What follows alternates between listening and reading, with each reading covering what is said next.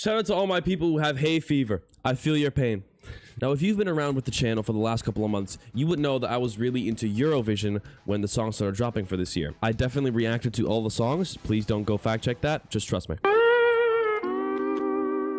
Now, unless you've been living under a rock recently, you know that Eurovision has a ton of drama this year.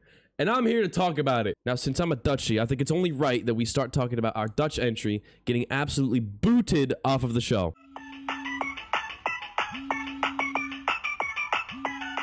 Basically, if you don't know, Joost Klein's song is a tribute to his deceased mother and father. It may seem like a bouncy and happy tune, but if you actually do a deep dive into the lyrics, you see there's some deep stuff in there. Now, because it is such a deep and emotional song for him, he personally requested the EBU that he would not be recorded as soon as he was done with his performance. The EBU actually agreed to this, so there should have been no filming as soon as he got off stage and was done with his performance. But of course, something just had to happen. He finished his performance in the second semifinal as the very last performance of the day, and he was making his way onto the green room. Now, basically, he asked the woman multiple times, hey, we've made an agreement with the EBU, please stop recording me. Where then the woman ended up just not listening and continuing to film.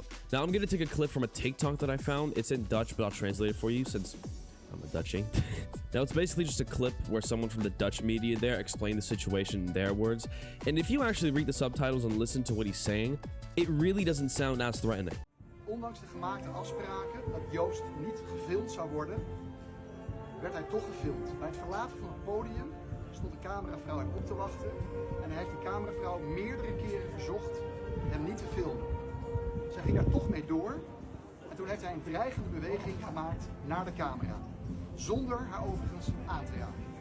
Now, there was another clip flown around TikTok that I wasn't actually able to find, but I think it was a clip where another Dutch media member actually explained the movement that he did. And apparently the only thing that he did was he went towards the camera and he tried to pull it down, couldn't reach the camera, but that's the only move that he made, and that actually ended up getting him disqualified. Now, there was another thing that happened at the finals press conference that some people are assuming that would also be a reason why he got disqualified. Here's the clip for you guys as well, just in case you haven't seen it yet. Personal question. Have you ever felt that by being here, you bring risk and danger for other participants and public? You don't have to answer that question if you don't want to. Why not? If you want to answer. Now, basically, to give a little bit more context to the clip, the first question that was asked actually got asked towards the Israel entry of Eurovision 2024.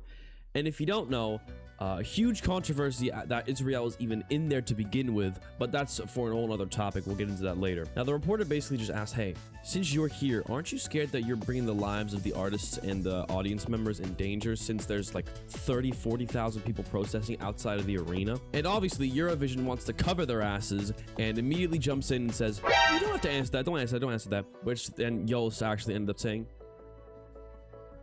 yeah, why not, huh? Why not? Now, a lot of people seem to believe that that actually might be one of the reasons why he got disqualified, but I personally don't think so, because if you search around for some other clips about that press conference, I think the Greece entry of Eurovision 2024 pretended to fall asleep during her speech, which was just absolutely incredible.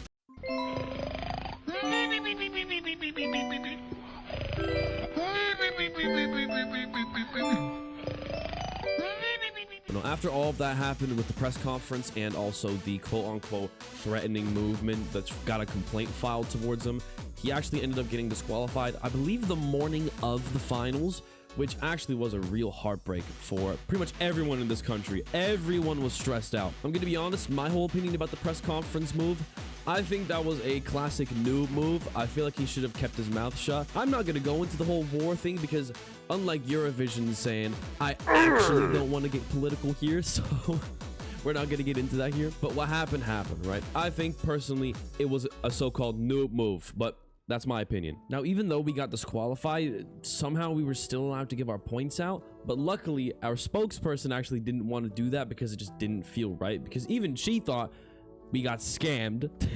So what actually ended up happening is on the live show, they actually let, I think it was the CEO of Eurovision. I could be wrong on the CEO part, but someone very high up in Eurovision actually gave our points out. And, you know, I'm not even going to say anything. Just listen to the live show. The boos are incredible. Yes, hi, we have no spokesperson contact with the Netherlands tonight, but the 12 points from the Dutch jury goes to Switzerland. Yeah, let's just say that the whole world was not happy with their decision to disqualify our guy for pretty much no reason. Now, the boos do sound quiet in this clip, which actually is a beautiful, beautiful segue to the next topic I want to talk about, which is Israel's performance.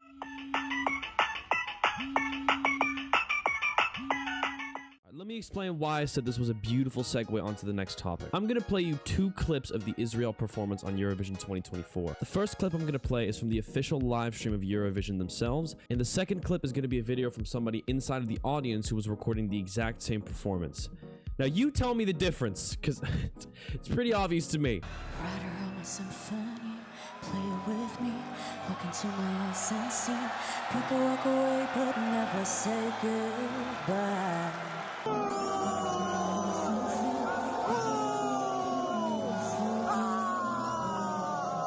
Now, if you ignore the guy in the background in the second clip that's screaming with his tongue out like his flight reacts laughing, you can hear a lot more boos in that second clip than you could hear in the real one. So Eurovision has been heavily accused of putting fake cheering underneath the live stream just to make Israel look even better and like try and sway people from the fact that they're in war right now, which I don't know if that's a smart move or a new move. I'm keeping myself out of it. Again, not a politics guy. I think another reason why a lot of people went to boo the song is, I believe, like way before the Eurovision started, like before we were even like sure who's going to be representing their country, a certain artist tried getting into the Eurovision with a song called October Rain, which I think I could be wrong with this. I didn't do my whole research. Apologies for that.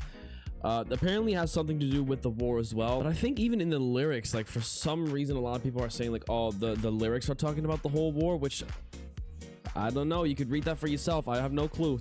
Now, besides the entire Malmö arena pretty much just screaming at the top of their lungs for her to get off the stage and boo, boo, if you actually go towards the televote part of the Eurovision stream, she actually got like a ton of votes. I believe like somewhere around 330 points, which is insane. 323 points. Now, if you actually flash back towards when the second semifinals happened, which I believe was where Israel performed, Italy actually leaked their public votes on accident on like the live show on the TV. And if you go look back at that right now, for some reason, Israel got like 40% of the entirety of Italy's votes, which is absolutely insane to me. I don't know if that's true. I don't know if that's fake. I don't know. I'm not here to make any final decisions. I'm just here to comment on it. I'm just going to mention this real quick. Netherlands came in second in Italy, so shout out to you, Italy. Now, even with all the drama that Israel has going on in their country and their war and everything, for some reason, they were still allowed to perform, and a lot of people actually did some deep diving, and they found a clue as to why they might actually be allowed to perform. Now, I've taken you to this scene really quickly just to show you guys something really important. Now, every time that you actually want to go look back on their YouTube channel to see any performances, you always get met with this intro card, which just says Eurovision Song Contest presented by Moroccan Oil. Now, Moroccan Oil, everybody's just assumed for the longest time was like from Morocco. It has it in the name. It actually does not, because if you actually go to their Wikipedia page, the first sentence, besides from Wikipedia, is Moroccan Oil is an Israeli cosmetics company. I don't know if I pronounced that right, by the way. Israeli. Don't butcher me on that. It's a company from Israel. So a lot of people are actually making the connection that because their main sponsor is from Israel, they kind of have like a little bit of they're not allowed to kick them because they might lose their sponsorship, they might lose their funding, they might lose a lot of their money, and that's a little money hungry to me. Now, again, I just want to say one thing. This is not my opinion. This is just simply stuff that I found on the internet that I wanted to share with you guys. I have no opinion on this. I'm not trying to get political. I'm just trying to give you guys some updates about the Eurovision drama that happened, okay? Capisce?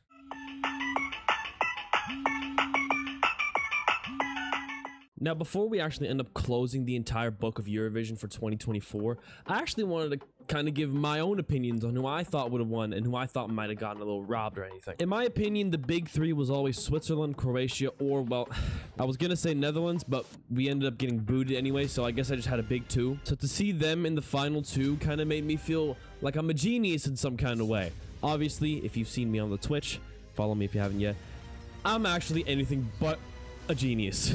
At the end, Switzerland actually took the W, which for me I had no big issue with it. I thought the song was really good. I actually do have a reaction video of this song on my YouTube. It was one of the 8 videos that I made before I ended up getting a little tired. So if you want to see my reaction to that, I actually thought back then that I had a really good chance of winning. So to see it actually win, it made me feel a little good. I do remember when I watched it, because I was watching it live, the amount of 12 points that went to Switzerland from the jury was actually insane to me. It just happened like pretty much 4 out of 5 juries gave Switzerland 12 points, which was absolutely bizarre to me. Even the fact that Croatia only got 12 points from 2 countries, which was actually kind of wild to me, because if you looked at the betting odds back then, Croatia had like a 50% winning odds. So to see Switzerland actually step up, people probably made some big money on that. Now, when Nemo actually did take the win, they actually ended up doing a winning performance, and it was actually really funny. At the end of their winning performance, they actually broke the trophy of Eurovision, which was just really funny to me. Luckily enough for them, they did actually end up getting a new trophy. But them actually breaking the trophy did actually end up giving them a really good one-liner in the final press conference of Eurovision. I have a clip for you here. Just take a look at it. I broke the code and I broke the trophy. Maybe the trophy can be fixed. Maybe Eurovision needs a little bit of fixing too every now and then. Woohoo! You can't tell me that's not tough. Saying that Eurovision needs some fixing too, like saying they broke the code, they broke the trophy, but Eurovision needs some fixing too. That's bars, dude. That's fucking bars. But to close the Eurovision chapter for this year, I just want to say, justice for Joost Klein. He should have deserved even better. He should have been able to perform in that finals. Who knows where he could have placed? I feel like he would have gotten top 3, maybe not taken the win because of the jury. I said it back then when I reacted to it. I didn't think the jury was going to give it 12 points. And now seeing how many 12 points Switzerland got, it kind of confirmed it for me anyway. That is pretty much all like the Eurovision drama that I've got for you today. If I missed anything, please do let me know in the comments, and I might make a part 2 if there's any topics to make a part 2 out of. If you want to see more of these like breakdown videos anyway, please do let me know. Without anything else further ado, have a good rest of your days, your nights, your evenings, your everything in betweens, and I'll see you in the next one. Take care. Take care. Bye-bye. Take care. Bye-bye.